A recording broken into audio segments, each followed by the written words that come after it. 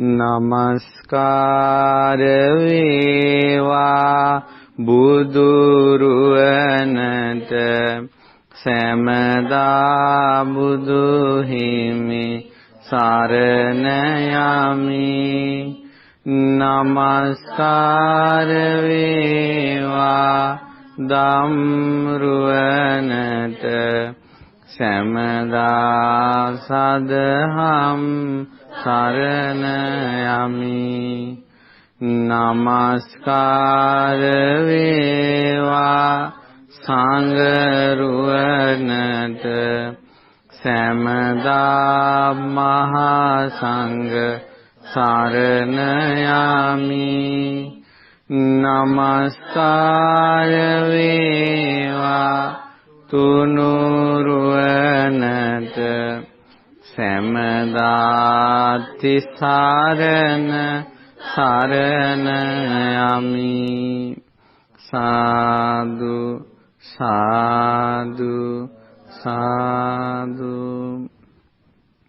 අපගේ පරම පූජනීය කල්යාණ මිත්‍ර ගුරු දේවෝත්තම පින්වත් ලොකු ස්වාමීන් වහන්සේට নমස්කාර වේවා. සාදු සාදු.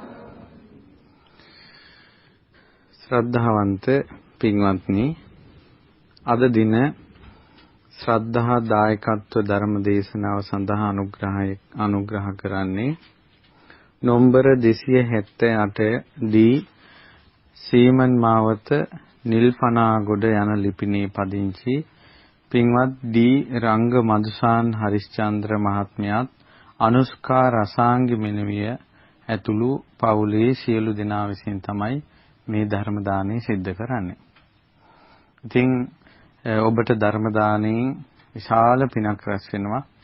විශේෂයෙන් මේ ධර්ම දේශනාව රූපවාහිනිය මගින් විකාශනය කිරීමත්, ඒ වගේම අන්තර්ජාලයට එකතු වීමත්, ඒ තුලින් කොහේ හරි ඈතක කෙනෙක් නමුත් පිහිට ලබනවා.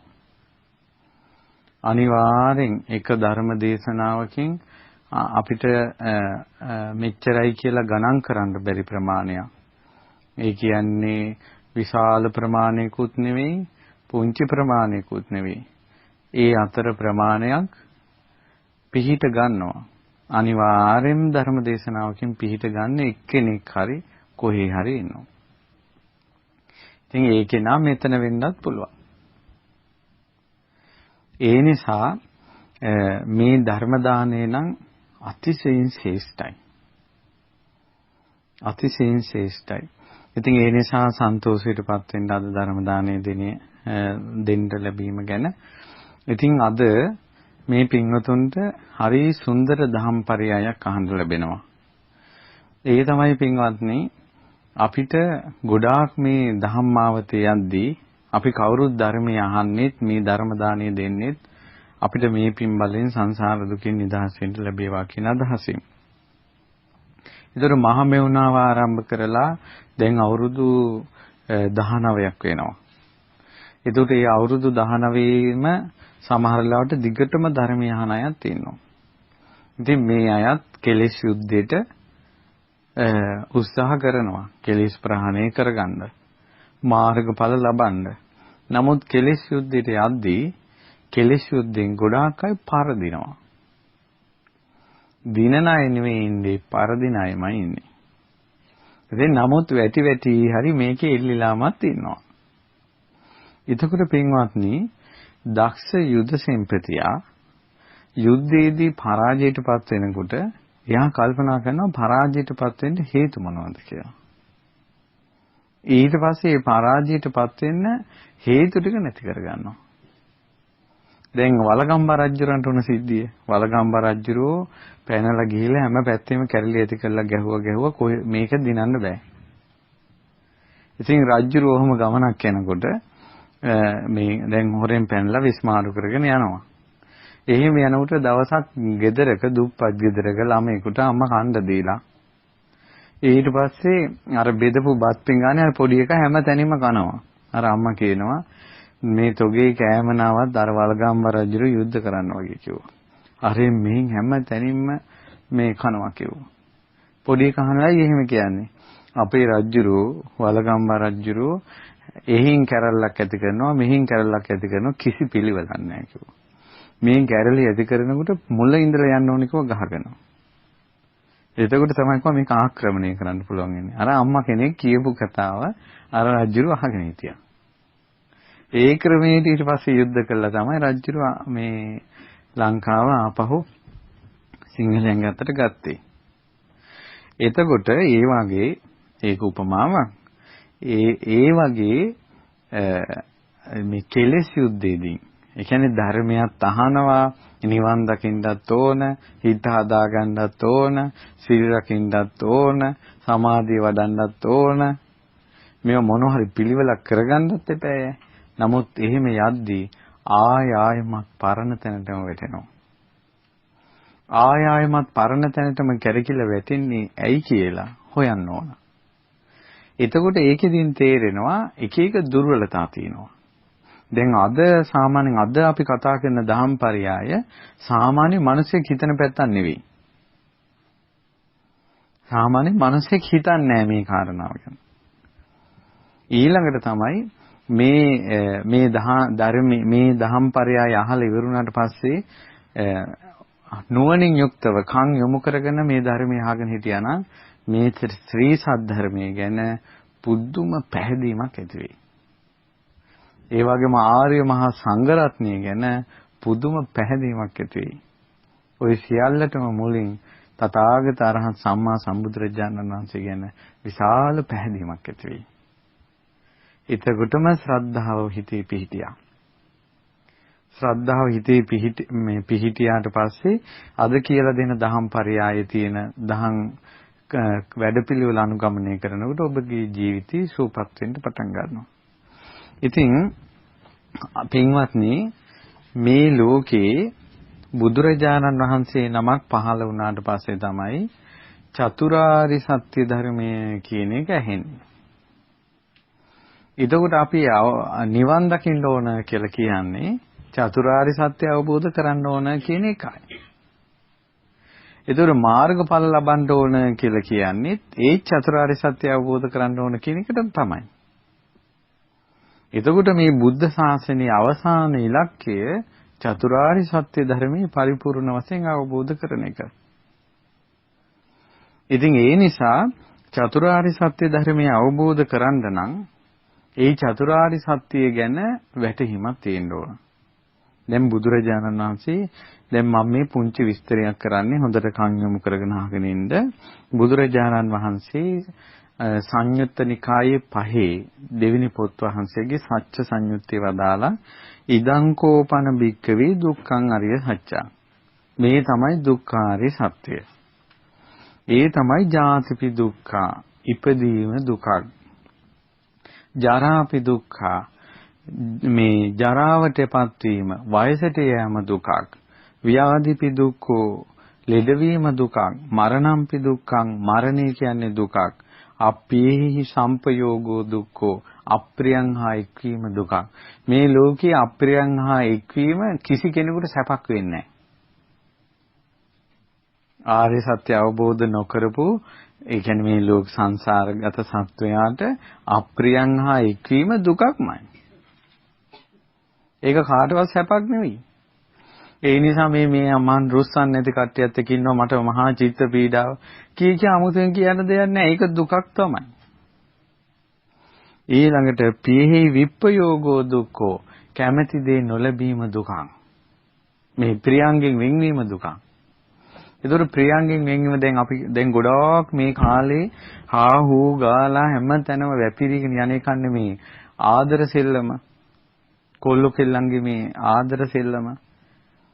කෙල්ලන්ට කොල්ලව ආදරේ කොල්ලන්ට කෙල්ලන්ට ආදරේ ඊට පස්සේ එයා නැතුව බෑ කියනවා මෙයා නැතුව බෑ කියනවා නහගන්න හදනවා මැරෙන්න හදනවා ගඟේ මුහුදේ පයින්නවා කෝච්චියට බෙල්ල තියනවා බෙල්ල හිර කරගන්නවා එක එක සමයන්නේ ඇයි මට දුක් දෙන්නේ ඇයි මාව දාලා ගියේ විලාප ඉතින් ඒවට අන්තර්ජාලයෙන් ගත්තොත් ඉහළටම තියලා දෙනවා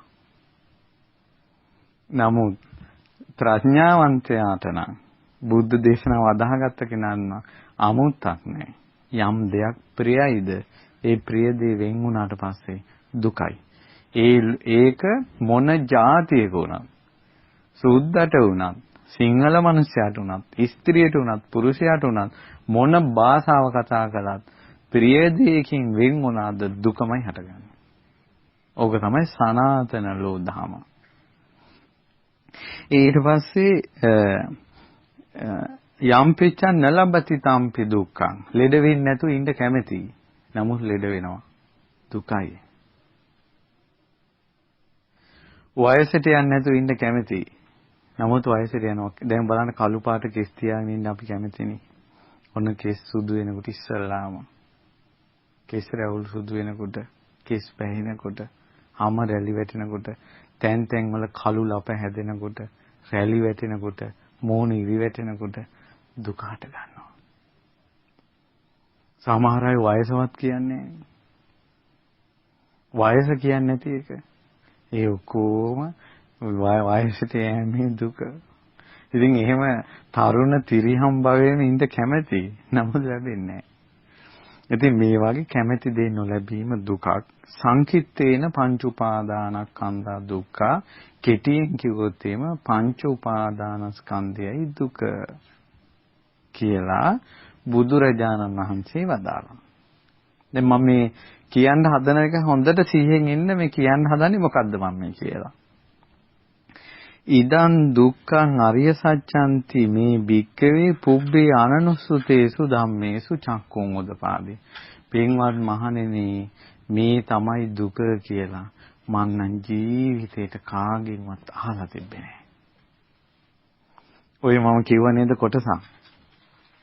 ඉදං දුක්ඛං අරිය සත්‍යං ජාතිපි දුක්ඛං ජරාපි දුක්ඛ කියලා ඔන්න ඔය වචන ටික ඔය විදිහට ගොනු කරලා දෙවියන් මරුන් බඹුන් සහිත ලෝකේ කිසි කෙනෙක් කියලා තිබ්බේ නැහැ කලින්.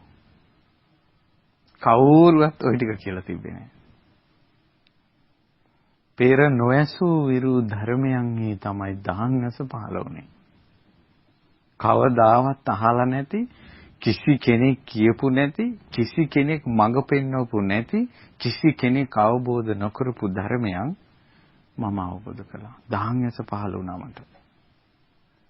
ওই චතුරාර්ය සත්‍යය ඒ නිසා ඉදං කෝපන භික්ඛවේ දුක්ඛං අරිය සත්‍යං ජාතිපි දුක්ඛ ජරාපි දුක්ඛ ඊළඟට ව්‍යාධිපි දුක්ඛෝ මරණම්පි දුක්ඛං අප්පිහි සම්පයෝගෝ දුක්ඛෝ පියෙහි විප්පයෝගෝ දුක්ඛෝ යම් පිච්ඡන් නලබති තම්පි දුක්ඛං සංකිට්ඨේන පංච උපාදානස්කන්ධා දුක්ඛා කියන වචනේ සිංහනාදයක්. ලෝකෙ කිසි කෙනෙක් කියලා තිබෙන්නේ නැති එකක් ඒක. ඉස්ලාම කාගෙන් මුවෙන්ද මේ වචන ටික ආවේ? බුදුරජාණන් වහන්සේ.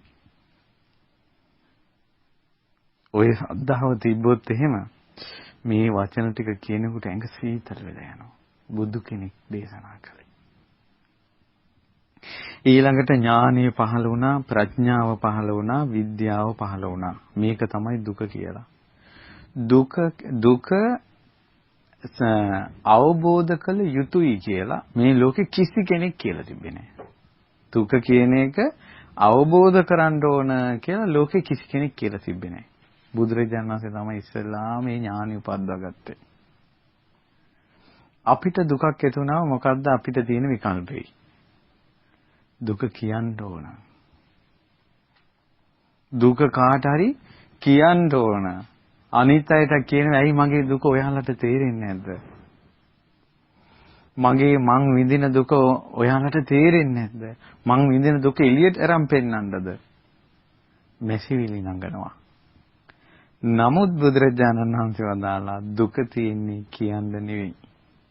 කුමක් කරන්නද? අවබෝධ කරන්න. මේක කිසි කෙනෙක් ලෝකේ කියලා තිබ්බේ නැහැ ওই වචනේ. දුක තියෙන්නේ අවබෝධ කරන්න කියන වචනේ ලෝකේ කිසි කෙනෙක් කියලා තිබ්බේ නැහැ. මම මේ කියන්නේ බුද්ධ වචනයට කොච්චර ගරු කරන්න ඕනේද කියලා. නැත්තම් අපිට සාමාන්‍යයි මේ වචන. ඊට පස්සේ දුක අවබෝධ කළා කියලා බුදුරජාණන් වහන්සේට ඥානය පහළ වුණා. භාග්‍යවතුන් වහන්සේ ඇත්තටම අවබෝධ කළා. මේ ලෝකේ හාහා පුරා කියලා ඒ දුක අවබෝධ කරලා පළවෙනි අත්දැකීම ලැබුවේ භාග්‍යවතුන් වහන්සේ. ඊට පස්සේ ඔන්න මම අද කියන්න හදන දහම් පරයය ඉදං දුක්ඛං අරිය සත්‍යන්ති භික්ඛවේ මයා පඤ්ඤත්තං. මේක තමයි දුක කියලා. අර ජාතිපි දුක්ඛ, ජරාපි දුක්ඛ කියලා ඉස්සලා කිව්වේ කොටස. මේක තමයි දුක කියලා. මේ ලෝකෙට පැනෙව්වේ මම බුදුරජාණන් වහන්සේ. බුදු කෙනෙක් මේකයි දුක කියලා කිව්වේ. තේරෙනවද මම කියන එක? ඒක එක එක්කෙනාට වෙනස් කරන්න බෑ. ඕන විදිහට අර්ථකථන දෙන්න බෑ. මේ ජීවිතේ දුක කියන එක විස්තර මේකයි දුක කියන හරියටම අදාළ කොටස මේ මිනිස්සය සංහතියේ දිව්‍යම් මරුම් බමුණු සහිත ලෝකෙ ඉස්ලාම දේශනා කළේ බුදුරජාණන් වහන්සේ. මායා පඤ්ඤත්තම් මම තමයි පැනෙව්වේ. මා විසින් තත්ත අපරිමාණ වන්නා අප්‍රමාණ වර්ණනා අක්ෂර වලින් අප්‍රමාණ අකුරු වලින් දුක ගැන කිව්වා බුදුරජාණන් වහන්සේ. අපරිමාණ ව්‍යංජන අප්‍රමාණ වචන වලින් දුක ගැන කිව්වේ කවුද? බුදුරජාණන් වහන්සේ. දුක කියන්නේ මේකයි කියලා වචන වලට පරිවර්තනය කළේ කවුද? බුදුරජාණන් වහන්සේ. බුදු කෙනෙක් පහළ නොවෙන්න අවබෝධ කළ යුතු දුක වචන වලට ගන්න බෑ කාටවත්. අපරිමාණ ව්‍යංජන. ඊට පස්සේ අපරිමාණ සංඛාසන මූලික ධර්මයක් විදිහට මූලික ක්‍රමයක් විදිහට මේක විස්තර කර මූලික විස්තර පවසන ලද්දේ බුදුරජාණන් වහන්සේ විසින්මය. දුක කියන එක. ඒතං හි භික්ඛවේ අත්ථ සංහිතං. ඒ ටික අර්ථවත්. බුදුරජාණන් වහන්සේ විස්තර කරපු ටික අර්ථවත්. ඒතං ආදි බ්‍රහ්මචර්යකන් නිවනට මුල් වෙනවා. ඒතං නිබ්බිදාය විරාගාය නිරෝධාය උපසමාය අභිඤ්ඤාය සම්බෝධාය නිබ්බානාය සංවත්තති. ඒ දුක ඒ බුදුරජාණන් වහන්සේ විස්තර කරපු ටික අවබෝධයෙන් කලකිරීම පිණිස නොයල්ම පිණිස දුක නිරුද්ධ වීම පිණිස සංසිඳීම පිණිස දුක අවබෝධ වීම පිණිස නිවන අවබෝධ වීම පිණිස පවතිනවා. කවුරු විස්තර කරපු ටිකද? බුදුරජාණන් වහන්සේ විස්තර කරපු ටික. තස්මාතම් මයා අක්කාතං. ඒ නිසා තමයි මම දුක කියන එක විස්තර කළේ. බුදුරජාණන් වහන්සේ දේශනා කරන්නේ. තස්මාතේ තේහ භික්ඛවේ ඉදං දුක්ඛන්ති යෝගෝ කරණියෝ. ඒ නිසා මෙන්න දුක කියලා ඒක අවබෝධ කරගන්න මහන්සි වෙන්න කියනවා. මම මේ කියන්නේ එක එක්කෙනාගේ දහම් විස්තර වලට රැවටෙන්න එපා. මේක හරියටම අවබෝධ කරගන්න ඕන විදිහට ධර්මයේ විස්තර කළේ බුදුරජාණන් වහන්සේ. ඒ නිසා භාග්‍යතුන් වහන්සේ මෙසේ වදාලා කියලා බුද්ධ දේශනාවකින් කරුණ වරන් කිව්වොත් මිසක්කා එක එක්කෙනාට Tamante හිතෙන පරිදි ධර්මයේ විස්තර කරලා නම් අමා මහ නිවනක් ස්පර්ශ කරන්න බෑ. ජාතිපි දුක්ඛ ජරාපි දුක්ඛ කියන වචන ටික ඉස්සලාම බුදුරජාණන් වහන්සේගේ හද මණ්ඩලෙ පැන නැගුණේ. ඒවා කාටවත් වෙනස් කරන්න බෑ. වෙනස් කළොත් පව්. ඒ වචන විහිළුවට ගත්තොත් පව්. බුදු කෙනෙක්ගේ ගුණ කියන්නේ අරහන් සම්මා සම්බුද්ධ විද්‍යාචරණ සම්පන්න කියලා බුදුරජාණන් වහන්සේ ගුණ වදාලානේ. ඒ වචන ඉස්සල්ලාම බුදුරජාණන් වහන්සේගේ හද මණ්ඩලෙන් පැන නැංගේ. අපි කියන ඕ අපිට අරහන්. අපිත් ඉස්සර දන්නේ නැතුව කියවිලා තියෙනවා. අපි සමාව ගත්තා. අපිට ගමේ ගොඩේ මිනිසුන්ට නිකන් කයිය ගහන්න බුදුරජාණන් වහන්සේ වචනේ පැද්දුවේ නෑ. අනේ අනිච්චම් මෙහිමන් ලෝකයක් කියවෙනවනේ. අනිත්‍ය කියන වචනේ භාග්‍යතුන් වහන්සේගේ හද මණ්ඩලෙන් පැනනැංගේ. ලෝකේ පවතින ස්වභාවයක් ගැන බුදුරජාණන් වහන්සේ මේ පවතින ස්වභාවයට වචනයක් දැම්මා. අනිත්‍ය. ලෝකේ පවතින ස්වභාවයට බුදුරජාණන් වහන්සේ වචනයක් දැම්මා. දුක. ලෝකේ පවතින ස්වභාවයට බුදුරජාණන් වහන්සේ වචනයක් දැම්මා අනාත්මය කියලා. ඊට පස්සේ භාග්‍යවතුන් වහන්සේ මේ දුන්න වචනේ බුදුරජාණන් වහන්සේ විස්තර කරනවා. මොකද්ද පින්වත් මහණෙනි අනාත්මයි කියන්නේ? පින්වත් මහණෙනි ආත්මයක් තිබුණා නම් Tamanට ඕන විදිහට තියාගන්න පුළුවන්. එහෙනම් මේකෙන් අපිට පීඩා ආබාධ ගෙන දෙන්නේ නැහැ රූප වේදනා සංඥාවලින්. පින්වත් මහණෙනි මේ රූප වේදනා සංඥාවලින් පීඩා ගෙන දෙන්නේ අපිට ඕන විදිහට මේවා තියෙන්නේ නැත්තේ ආත්මයක් නොවන නිසා. ඒ නිසා අනාත්මයි. බුද්ධ වචන. පැහැදිලි නේද? ඊට පස්සේ බුදුරජාණන් වහන්සේ අනිත්‍යය කියන එක විස්තර කරනවා. පින්වත් මහණෙනි ඇස හැදිලා තියෙන්නේ නාම රූප නිසා. ඒ නාම ඇස හැදෙන්න මූලික වෙච්ච නාම රූප අනිත්‍යයි වෙනස් වෙනවා. එහෙනම් ඇහැ කොහොමනම් නිට්ටය වෙන්නද? මේ ඇහත් අනිත්‍යයි. ඇහැට පේන රූපත් අනිත්‍යයි.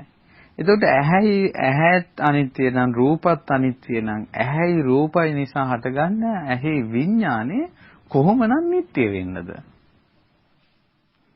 කරුණ සහිතව ඔප්පු කරනවා. කරුණ සහිතව ඔප්පු කරනවා. කන් යොමු කරගෙන නිවන් දකින්න බණහන ශ්‍රාවකයන්ද ඒ ධර්මය අවබෝධ වෙනවා. ඇහැයි රූපයයි විඥානයයි එකතු වුණාම තමයි අපිට රූපයක් පේන්නේ. ඇහත් අනිත්‍ය නම් රූපෙත් අනිත්‍ය නම් විඥානෙත් අනිත්‍ය නම් ඒ තුනේ එකතු වීම කුතෝ නිච්ඡම් භවිස්සති කොහොමනම් නිට්ටය වෙන්නද? හරි පුදුමයි. මේ සියලු දහම් පරයයන් පැන නැංගී බුදුරජාණන් වහන්සේගේ හද මණ්ඩලෙයි. දහම් අර්ථ පැන නැංගී බුදුරජාණන් වහන්සේගේ හද මණ්ඩලෙයි. පංච උපාදානස්කන්ධය කියන වචනේ පවා පැන නැංගී බුදුරජාණන් වහන්සේගේ හද මණ්ඩලෙයි. මේ ලෝකයේ තියෙන ස්වභාවයන් ගැන. ඇයි ඒකට හේතුව? දවසක් හඳ ඇති රාත්‍රියක එලිමහනේ සංඝයා වැඩ ඉන්නකොට එක ස්වාමීන් වහන්සේ නමක් නැගිට්ටා. ස්වාමීනි මට ප්‍රශ්නයක් අහන්න තියෙනවා. භාග්‍යවතුන් වහන්සේ වදාලා භික්ෂුව ඔය ඉන්න තැන ඉඳගන්න. ඉඳගෙන අහන්න ප්‍රශ්නේ කිව්වා. කවදාවත් එහෙම කියලා නැහැ. එදා භාග්‍යවතුන් වහන්සේ වදාලා භික්ෂුව ඉඳගෙන අහන්න ප්‍රශ්නේ කිව්වා. ඊට පස්සේ කිව්වා ස්වාමීනි දැන් ඉඳගත්තා. ස්වාමීනි මේ රූප වේදනා සංඥා සංකාර විඥාන කියන පහද පංච උපාදානස්කන්ධ කියන්නේ. ඇයි එහෙනම් එහෙම අහන්නේ? එහෙනම් පංච උපාදානස්කන්ධය කියන වචනේ ඒ කාලේ ව්‍යාප්ත වචනයක් නෙවෙයි. ඒ වචන විස්තර කළේ කවුද එහෙනම්? බුදුරජාණන් වහන්සේ. ඊට පස්සේ භික්ෂුව ඔහු රූප වේදනා සංඥා සංකාර විඥාන කියන පංච උපාදාන ඒ පහ තමයි පංච උපාදානස්කන්ධය. ඊට පස්සේ රූප කියන්නේ මොකද්ද? වේදනාව කියන්නේ මොකද්ද? සංඥාව කියන්නේ මොකද්ද?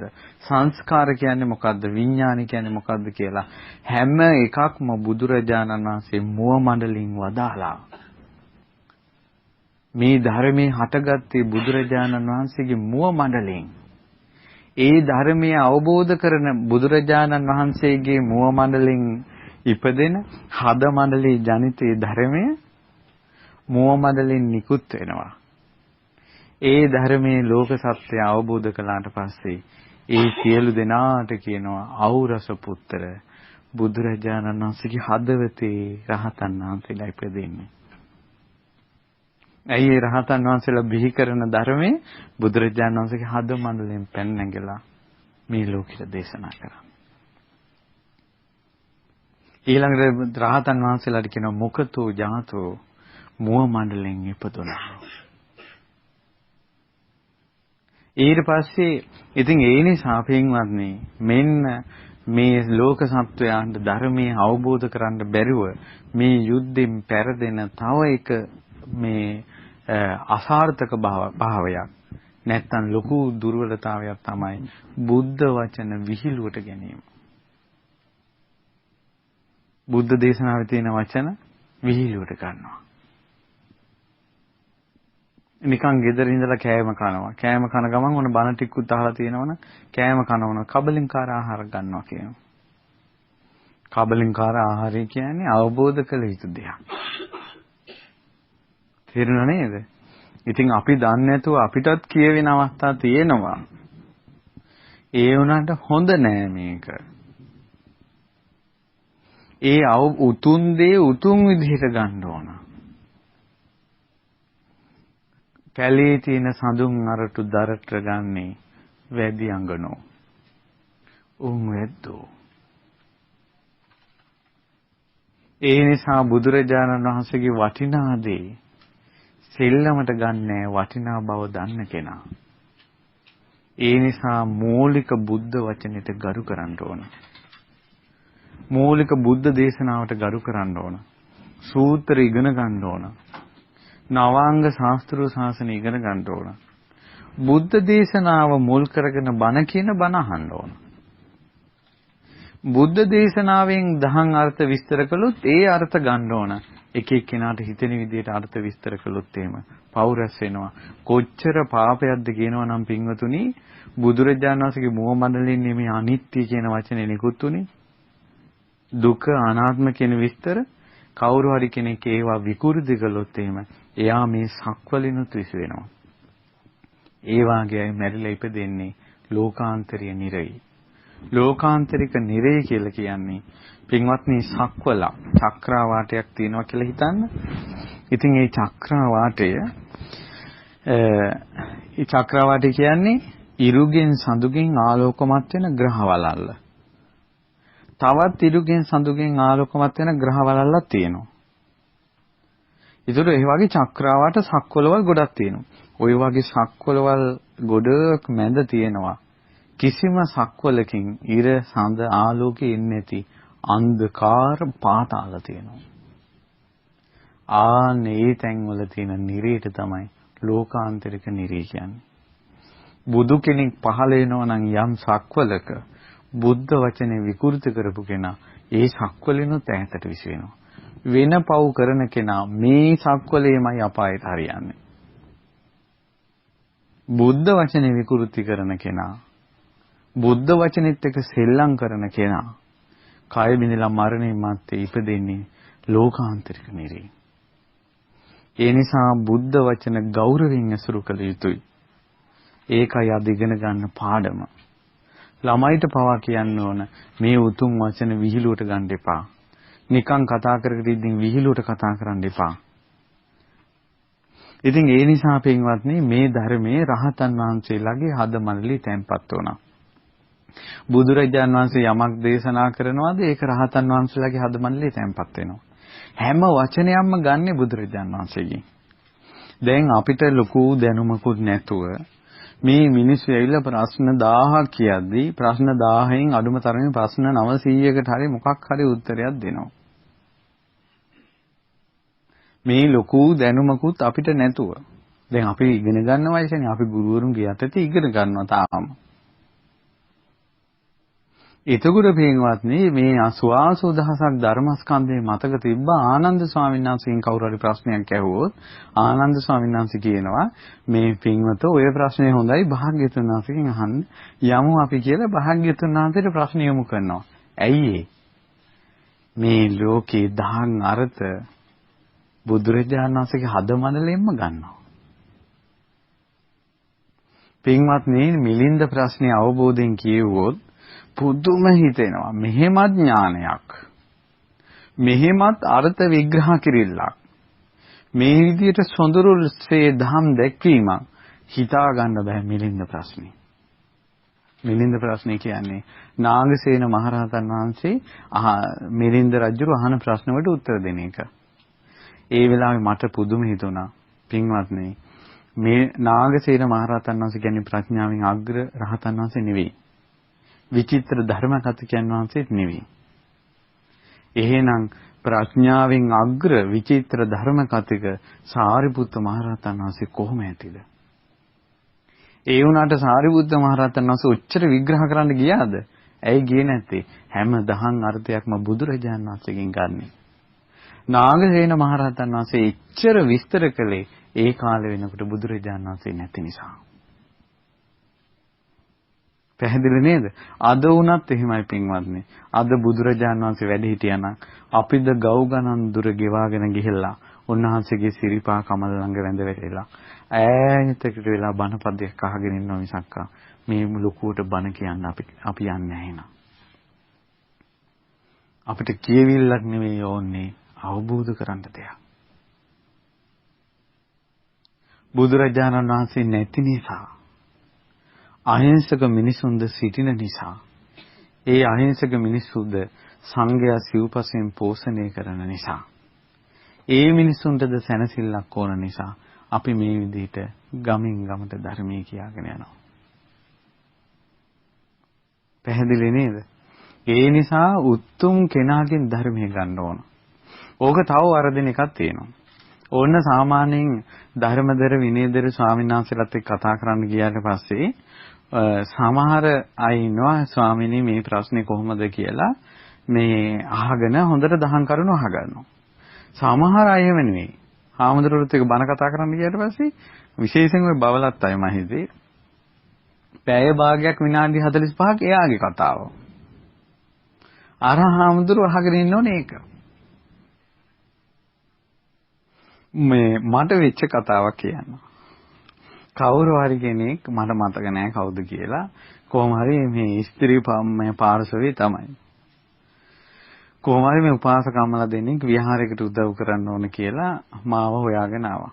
ඇවිල්ලා විහාරයට උදව් කරන්න ඕන කියලා ඇවිල්ලා තවම මේක කතා කරගත්තේ නැහැ. විහාරය හදන්නේ කොහොමද? ඒකට කීයක් යනවද කතා කරගත්තේ නැහැ. ඉතින් ආපු වෙලාව ඉඳලා කතාව ඔයාලා කියන්නේ මම ඉඳගෙන ආගෙන හිටියා පැයකමාරක් විතර. මම කල්පනා කළා මේ විහාරෙට මේ මුදල් මෙයා දෙන්න කලින් මෙහෙම කතා කළා නම් ඔය සල්ලි ටික ගත්තට පස්සේ මට නම් බේරුමක් නැහැ. ඊට පස්සේ මම කතා කරගෙන කලින් ඉඳලා කිව්වා තවම මේ ලොකු ස්වාමීන් වහන්සේ මුල්ගල් තියන්න දිනයක් ලැබලා දුන්නේ නැහැ. පටන් ගත්ත දවසක කෝල් එකක් දෙන්නම් කියලා යවුවා. තවම කෝල් එකක් දුන්නේ නැහැ මන්නම්. දැන් ඔක සිද්ධ වෙලා අවුරුදු 2ක් 3ක් වෙනවා. කට විහිං කන්න ඕනේ නැහනේ. සල්ලි වලට විඳවන්න ඕනේ නැහනේ. ගොඩාක් නෙමෙයි සමහර අයගේ තියෙන උපතින් කට හැකරයි. ඊට පස්සේ කියවන්න ගත්තට පස්සේ ගරුත්වයක් නැහැ. නුවණක්කාර කෙනා ප්‍රඥාවන්ත කෙනා අර බාහිර එක්කෙනාගෙන් ධර්මී ගන්නවා. ඇතුළේ තැම්පත් කරනවා. ධර්මදර විනයදර ශික්ෂාකාමීන් ඉදිරියේ ඔහු 16ක් වගේ ප්‍රඥාවන්තයා. ධර්මයේ විනය දන්නේ නැති අය ඉදිරියේ ඔහු දහර්ශනිකව කරුණු කියනවා. මේ චතුරාර්ය සත්‍ය ගැන. එහෙමයි සිද්ධ වෙන්නේ. හැම තැනටම එකම න්‍යාය නෙවෙයි. පැහැදිලි නේද මම කියන එක? ආහනේව හුරු වෙන්න ඕන. හේතුව ධර්ම ගෞරවය තියෙන්න ඕන. ඒ නිසා ඒ දහම් ගෞරවය තියෙන නිසා මේ ගෞතම බුද්ධ ශාසනයේ දහම් අර්ථ බුදුරජාණන් වහන්සේගේ හදමණ්ඩලෙන්ම පැනනගෙන නිසා තමයි සාරිපුත්ත ආදී උත්තමයන් වහන්සේලා ධර්ම විග්‍රහයන් විස්තර කරන්නේ නැතුව බුදුරජාණන් වහන්සේ ළඟටම යවන්නේ ප්‍රශ්න. පැහැදිලි නේද? ඉතින් පින්වත්නි මම කියන්න ගිය තව විශේෂ දහම් අර්ථයක් තියෙනවා. ඒ තමයි ඉතින් ওই දහම් අර්ථ ඔහොම රහතන් වහන්සේලාගේ හදමණ්ඩලේ තැන්පත් වුණා. කොච්චර ඒ දහම් අර්ථ බලවත්ද කියනවනම් මේ දහම් අර්ථ පින්වත්නි වැඩිපුරම ධර්මයේ මතක තිබ්බේ කාටද? ආනන්දයන් වහන්සේට. ඔයාලා කියන්නේ පින්වත්නි ආනන්ද ස්වාමීන් වහන්සේට අවුරුදු 25ක් මහාන වුණ දවසේ ඉඳලා රාගසිතවිල්ලක් ඇවිල්ලා නැහනේ. තරහසිතවිල්ලක් ඇවිල්ලා නැහනේ. අනේ මුංගින් තියෙන කරදරයක් කියලා. හිංසාසිතවිල්ලක් ඇවිල්ලා නැහනේ. පුදුමයි. එක දවසක් ඉන්න රාගසිතවිල්ලක් නැතුව. එක දවසක් ඉන්න තරහසිතවිල්ලක් නැතුව. එක දවසක් ඉන්න හිංසාසිතවිල්ලක් නැතුව. අනේ ආනන්ද ස්වාමීන් වහන්සේ රහත් වෙලත් නැතුව රාග සිතුවිල්ලක් නැතුව, ද්වේෂ සිතුවිල්ලක් නැතුව, මෝහ සිතුවිල්ලක් නැතුව හිටියා. උන්වහන්සේගේ වචනේ තියෙනවා මට එහෙම වුණා කියලා. එහෙම තියෙනවා මිසක්කා රොඩි කෙල්ලෙකුගේ හුනියමට අහුණා කියලා බුද්ධ දේශනාවල නැහැ. බුද්ධ දේශනාවල තියෙන ආනන්දයන් වහන්සේ අවුරුදු 25ක් පුරාවට රාග සිතුවිලි නැතුව, ද්වේෂ සිතුවිලි නැතුව, මෝහ සිතුවිලි නැතුව හිටියා කියලා. ඒ උතුම් අර්ථයේ කිසි කෙනෙක් කතා කරන්නේ මිනිස්සු කතා වෙනවා ආනන්ද හාමුදුරුවෝ තෝනියමකට අහුවෙලා රොඩි ගමකට ගියා කියලා ජලනන්දන විස්තරයක් කොහෙන් ආවද කවුරු කිව්වද මේ පචේ? නමුත් හැමතැනම පැතිරිලා මට කියන්න ඕමනවනේ උන්වහන්සේගේ හිත කොච්චර පිරිසිදුයිද? ඒ පිරිසිදු හිතේ නේද අර බණපද මතක හිටියේ. රත්තරම් වාජනයක සිංහ තෙල් දැම්මා වගේ. රත්තරම් වාජනයක සිංහ තෙල් දැම්මා වගේ. දැන් ඔයාලගේ හිතවල බලන්න ඔයාලට සූත්‍ර මතක ඇති. දහම් කතා මතක ඇති. මේ බණපද මතක ඇති. නමුත් ওই මතකයේ අස්සින් රාග ගින්නෙනවා. ද්වේෂ ගින්නෙනවා. මෝහ ගින්නෙනවා. අනේ ආනන්දයන් වහන්සේ කොච්චර උතුම් විදිහට අර බණ ටික මතක තියාගෙන හිටියද? කොච්චර උතුම් විදිහට. ඊට පස්සේ ඔන්න මහා කස්සප මහ රහතන් වහන්සේ මුල් වෙලා ධර්ම සංගායනාව කළා. අර සුභද්‍රගේ අභද්‍ර වචනේ මුල් කරගෙන. ඊට පස්සේ සම්පූර්ණේ මණ්ඩපෙ හිටියේ රහතන් වහන්සේලාම 500ක්. රහතන් වහන්සේලා වනාහි රාගේ ප්‍රහාණය කළාය, ද්වේෂේ ප්‍රහාණය කළාය, මෝහේ ප්‍රහාණය කළාය. ඔක්කොම රම් බඳුන්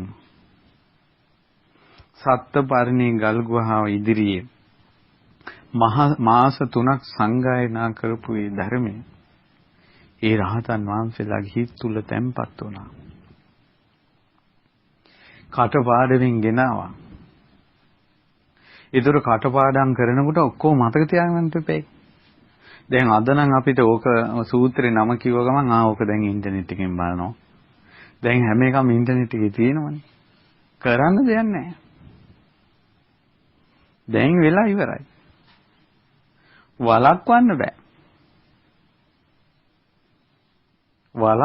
බෑ. දැන් ඔක්කොම ඉන්ටර්නෙට් එකට හුරු වුණේ. තව අවුරුදු 10ක් යනකොට ළමයිට අකුරු ලියන්න බෑ. මෙහෙම කරන්න විතරයි පුළුවන්. අකුරු ලියන්න බෑ. අකුරුත් ඕනේ නෑනේ. දැන් ෆෝන් වලට මේ වොයිස් නේ දෙන්නේ. ඒ අකුරුත් බැරුව යයි. අනේ ත්‍රිපිටකයේ ගාන්ථාරූඪ කළා. අකුරු ලියන්න කෙනෙක් නැහැ. කියවන්න කෙනෙක් නැති වෙයි. ඊට පස්සේ ඕන දැන් හද මණ්ඩලෙන් තමයි මතක තියාගන්නේ කටින් කටට. පොත්පත් නැහැනේ මොකුත්ම නැහැ. දැන් ඊළඟ සූත්‍රය මොකද්ද? දැන් අපි දන්නවා පොත් කබඩ් එක ගත්තට පස්සේ ත්‍රිපිටකයේ පොත් 57ක් තියෙනවා නම් මෙතන තමයි සියලු බුද්ධ වචන ටික තියෙන්නේ කියලා දැන් අපිට කබඩ් එක දැක්කම හිතන්න පුළුවන්. මේක කවදා හරි ඉතින් කියව ගන්න පුළුවන් කියලා අපිට හිතෙනවා. නමුත් රහතන් වහන්සේ නමක්ගෙන් බණ ඉගෙන ගන්නට ගියාට පස්සේ උන්වහන්සේගේ හිත ඇතුලේ කොච්චර බණ තියෙනවද කියලා අනිත් එක්කෙනා දන්නවද? වැඳ වචනයන් මිස් වෙන්නේ නැතුව වැඳ බණ ටික ගන්නවා. අහෝ ඒ වගේ යුගයක් එන්නේ එන්නෙම නැහැ. මහමෙවුනාවට උනත් එහෙමනේ. මහමෙවුනාට මුලින් ඇවිල්ලා මේකේ මේ තියරි ඉගෙන ගන්නවා මූලික ක්‍රමී. ඉගෙනගෙන පයින්නවා. ඊට පස්සේ පිටට යනවා. ඊට පස්සේ ත්‍රිපිටක පොත් ටික තියෙනවා කියාගෙන යනවා. ඉස්සරේ වෙන ගුරුන් අතාරින්නේ එක භික්ෂුණියක් විනය ඉගෙන ගන්න ඕන කියලා බුදුරජාණන් වහන්සේ පිටිපස්සෙම ගමින් ගමන්ට අවුරුදු 7ක් ගිහිල්ලා අවුරුදු 7ක් පිටිපස්සෙම ගිහිල්ලා භාග්‍යවතුන්ස ගමකට වරිනකොට පිටිපස්සෙන් ඒ කියන්නේ භාග්‍යවතුන් පෙනෙන නොපෙනෙන මායමෙන් යනවා. බුදුරජාණන් වහන්සේ දහම් දේශනට කොයි හරි ඉඳගත්ත ගම ඒ ස්ථානේ හිමීට සීන්දු වෙනවා. ඇවිල්ලා අයිනකින්ද ලහ ගන්නවා සිල්පද. ඒ විදිහට අවුරුදු 7ක් ගිහිල්ලා. අම්බෝ අවුරුදු 7ක්. ඊට පස්සේ බින්වන්නේ ඉතින් ඒ විදිහට ඉතින් ඒ ධර්මයේ මතක තියාගන්න ඊට පස්සේ තමයි මෙහින් ඉගෙන ගන්නකොට කලින් ඒව මතක තියාගන්න එපේ. කලින් මතක තියාගන්න එපේ. අනේ මේ මතකය කියන්නේ සුන්දර දෙයක්. අපිට තියෙනවා දවස් 15කට වතාවක් අපේ සීල්පද 227 සජ්ජායනා කරන්න ඕන. ඒකට කියනවා පෝය කරනවා කියලා. ඒකට පැයකමාරක් විතර සීල්පද කියන්න ඕන. දැන් අපේ මිනිස්සුන්ට පන්සිල් පද පහ පිළිවෙලට කියා ගන්න මතක නැහැනේ.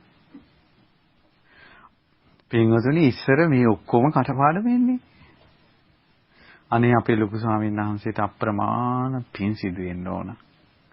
දැන් මහමෙවුනාවේ ඉන්නවා සංඝයා වහන්සේලා 30 ගානකට වැඩිය විනය කටපාඩම්. උන්වහන්සේලා පොය කරන ටෙස් දෙක පියාගත්ත විනය කිව්වා.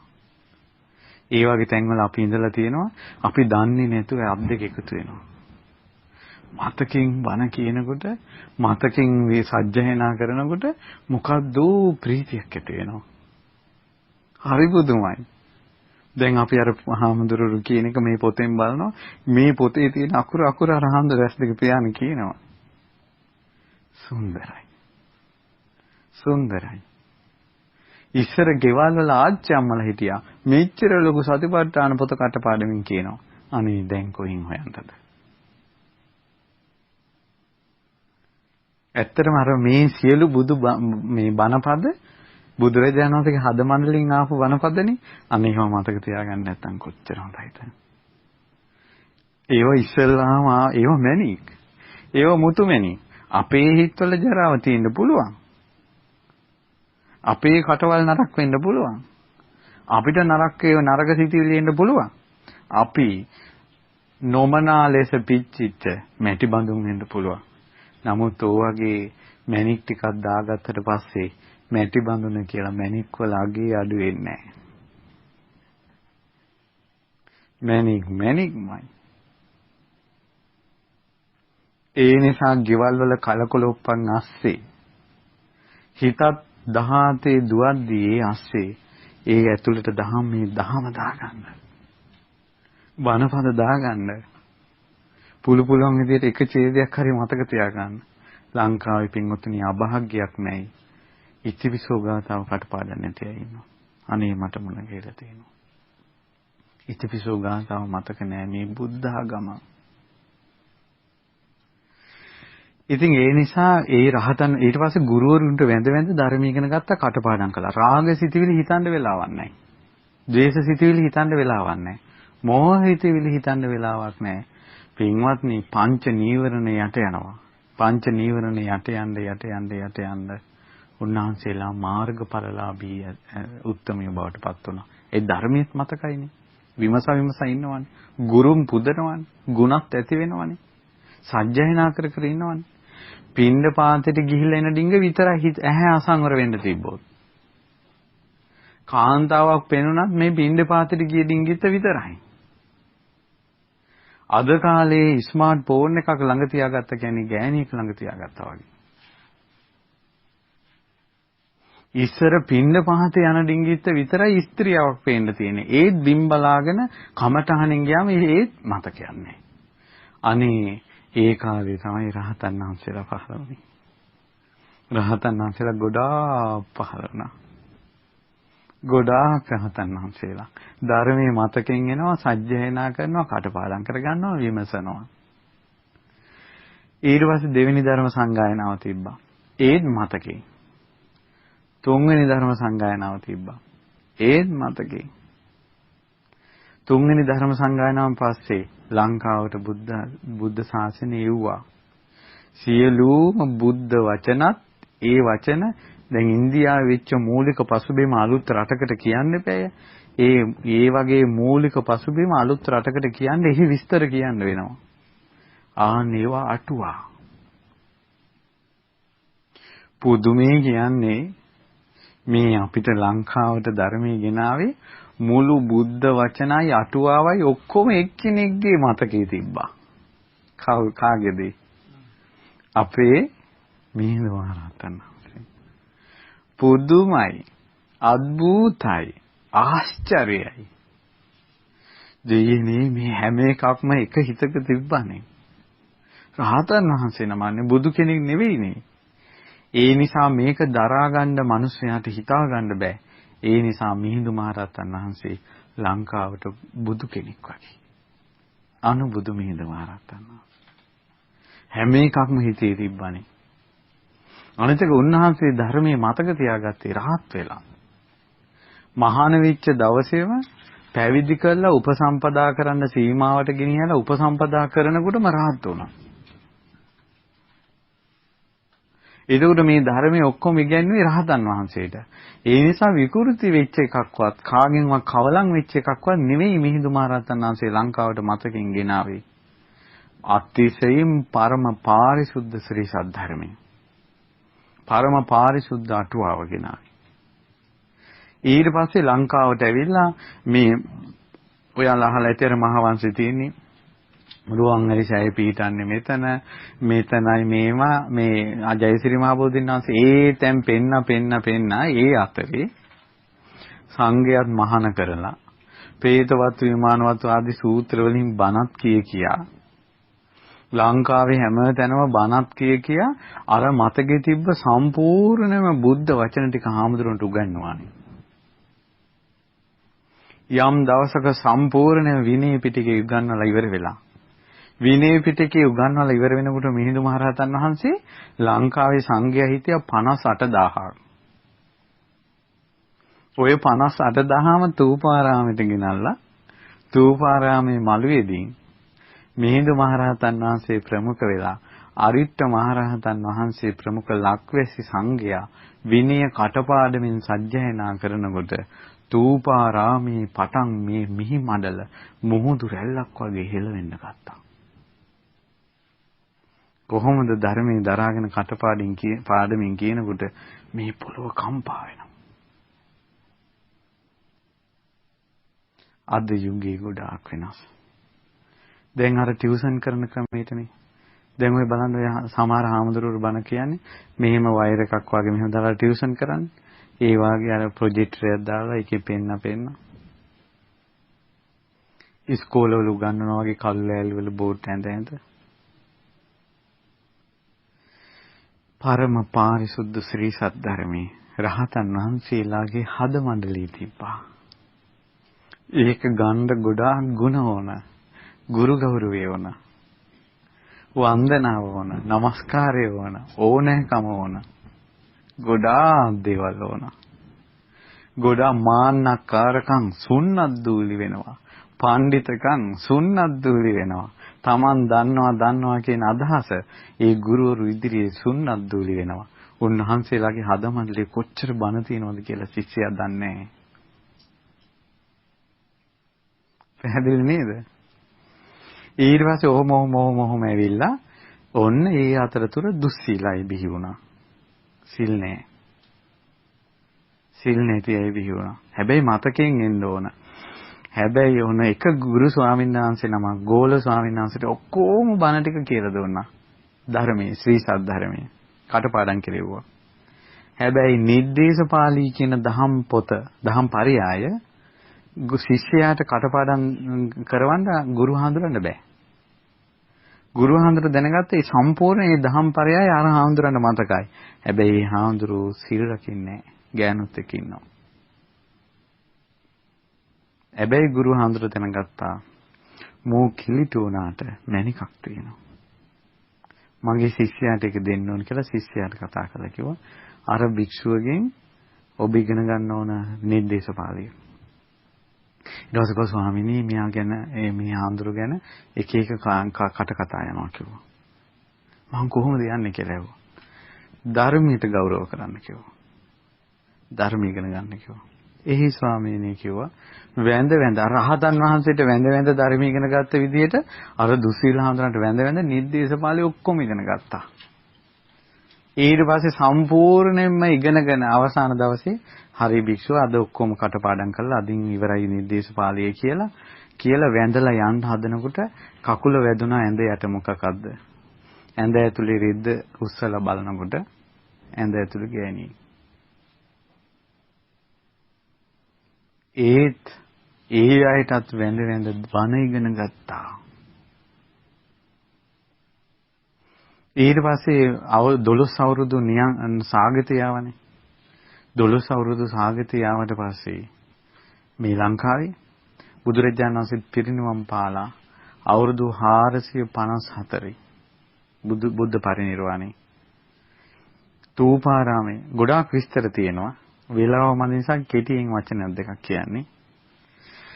454 බුදුරජාණන් වහන්සේ පිරිනිවන් පාලා සංඝයා අතර කතිකාවතක් ඇති වුණා. දැන් ඉන්න අයට මතකේ නැහැ. සාගත වෙනවා, දුර්භික්ෂ වෙනවා, මතකේ තියෙන අය මැරෙනවා. සංඝයා අපවත් වෙනවා, රහතුන් පිරිනිවන් පානවා. ඉදිරියට මේ ශ්‍රී සත්‍යධර්මයේ කොහොමද යන්නේ? සියලු දෙනාට එකම එක විකල්පයක් තිබ්බා. ඒක ඔක්කොම හදමණ්ඩලේ හංගගත්තා. ඒක එළියට දැම්මේ නැහැ. ඒ තමයි පොත්වල ලියන්න ඕන කියන එක. නමුත් එළියට දැම්මේ නැහැ. මොකද පොත්වලට දම්පු ගමම්ම අර හදමණ්ඩලේ තියෙන ධර්මයේ ටික ඔක්කොම එළියට එනවා. එළියට ආවට පස්සේ ධර්මයයි සංඝයයි දෙකක් වෙනවා. මෙච්චර කාලයක් ධර්මයයි සංඝයයි දෙකක්ද? එකක්. තේරුණා නේද? ඒ නිසා කිව්වෙම නැහැ. අවසානයේ සියලු දෙනාට අකමැත්තෙන් තීරණයක් ගන්න සිද්ධ වුණා. දහම් පොත්වල ලියන්න. ගාන්තාරෝඩ ගන්න අකමැත්තෙන්. මොකද අකමැති පොත්වලට ගත්තා කියන්නේ සීමාවක් නැහැ. මතකයේ කියන්නේ මතකයට සීමාවක් තියෙනවා. මතකයට යනවා. දැන් පොත්වලට ගත්තට පස්සේ ඔන්න පුස්කොළ පොත්වල ලිව්වා. ඊළඟට මේ හාෆ් සීට් පොත්වල ලියනවා.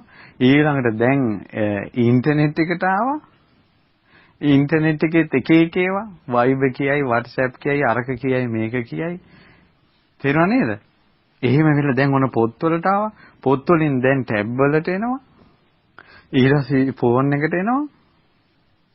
යම් දවසක හේවිසි ගගහා පිරිත් මණ්ඩපේට ටෙලිෆෝන් ටික වඩම්මනවා.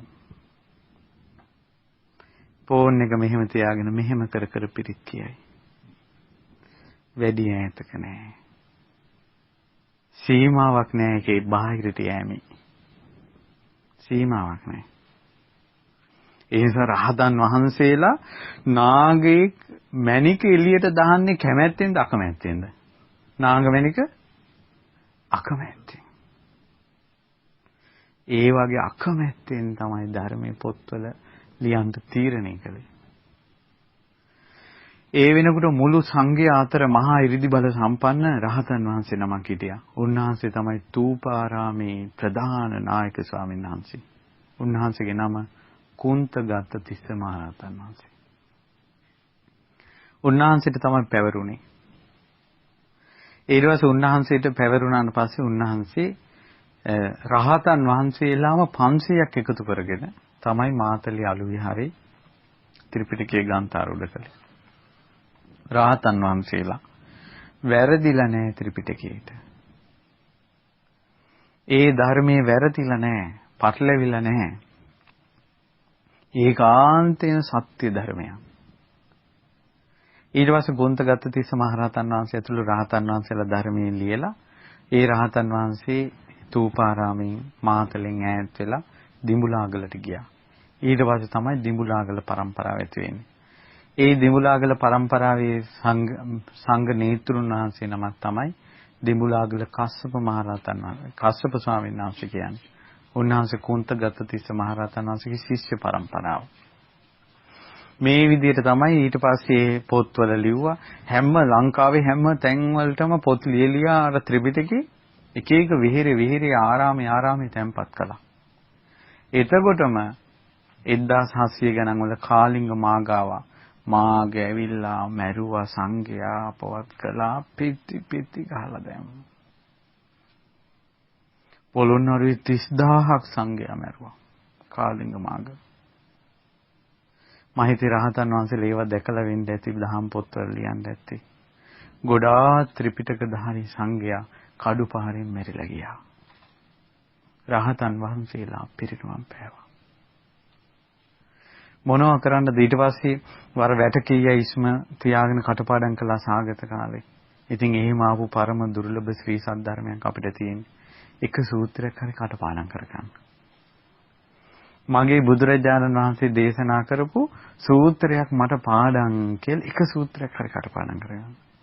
ඔයාලගේ ජීවිතවල ගොඩාක් වෙනස්කම් ඇලහැප්පින් තියෙන්න පුළුවන්. නමුත් අර මැටි කුඩක නමුත් තියෙන මණිකක් වගේ අර මතක බණපදේ හිත ඇතුලේ තියෙනවා. ඒව දිව්‍යවරුන්ට පේනවා. ඒ වගේ අයට දෙවියන්ගේ ආශිර්වාදය සැලසෙනවා. ඒ නිසා අධිකන ගත්ත දහම් පරයය තමයි ධර්මයේ කියන එක බුදුරජාණන් වහන්සේගේ හද මණ්ඩලයෙන් පැන නැංගී.